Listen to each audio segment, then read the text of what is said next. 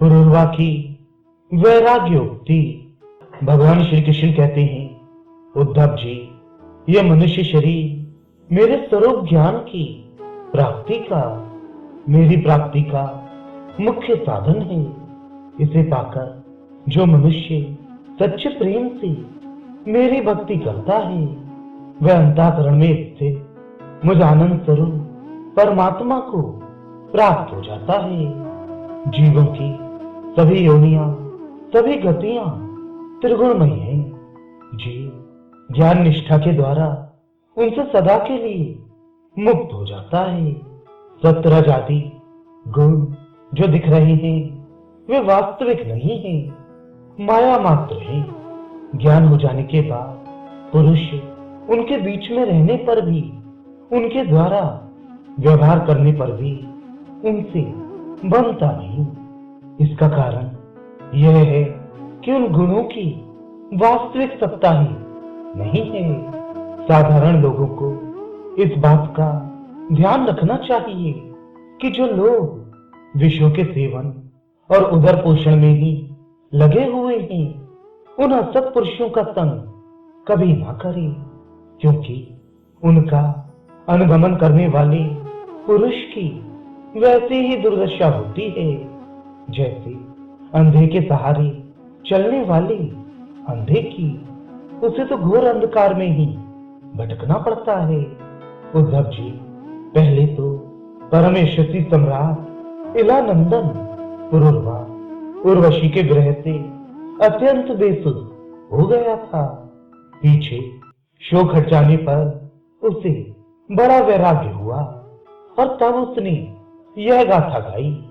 राजा पुरुरवा नग्न होकर पागल की भांति अपने को छोड़कर भागती हुई उर्वशी के पीछे अत्यंत विवल होकर दौड़ने लगा और कहने लगा, देवी निष्ठुर हृदय, थोड़ी देर ठहर जा, भाग मत।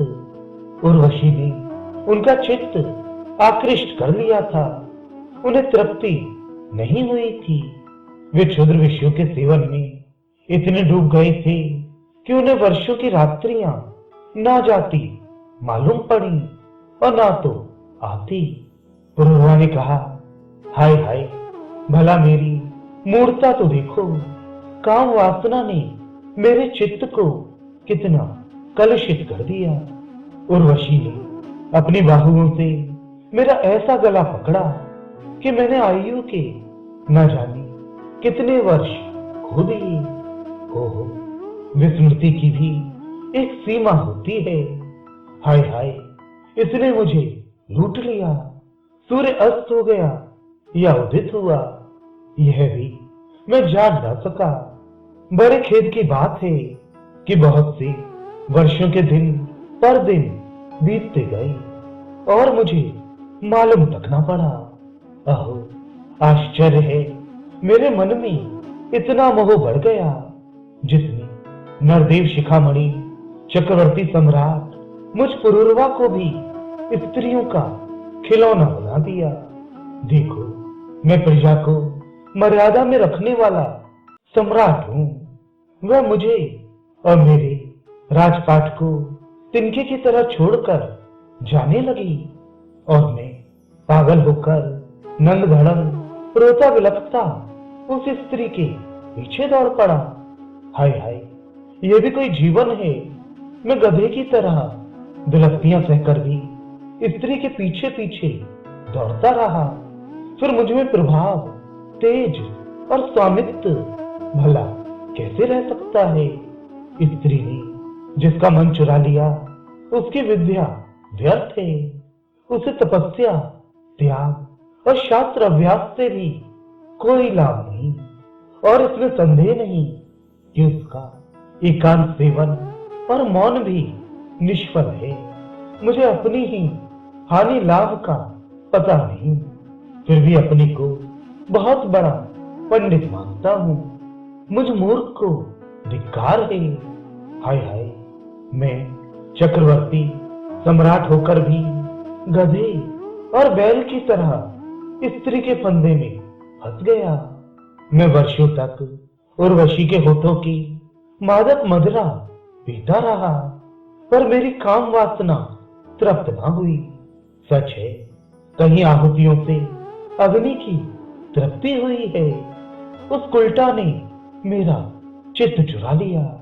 आत्मा राम, जीवन मुक्तों के स्वामी, इंद्रिया तीत भगवान को छोड़कर और ऐसा कौन है जो मुझे उसके फंदे से निकाल सके। उर्वशी ने तो मुझे वैदिक सूक्त के वचनों द्वारा यथार्थ बात कहकर समझाया भी था, परंतु मेरी बुद्धि ऐसी मारी गई कि मेरे मन का वह भयंकर मोह तब भी मिटा नहीं। जब मेरी इंद्रियां ही मेरे हाथ के बाहर हो गई, तब मैं समझता भी कैसे। जो रस्सी के स्वरूप को न जानकर उसने सर्प की कल्पना कर रहा है और दुखी हो रहा है, रस्सी ने उसका क्या बिगाड़ा है। इसी प्रकार इस उर्वशी ने भी हमारा क्या बिगाड़ा, क्योंकि स्वयं मैं ही अजितेंद्रिय होने के कारण अपराधी हूं।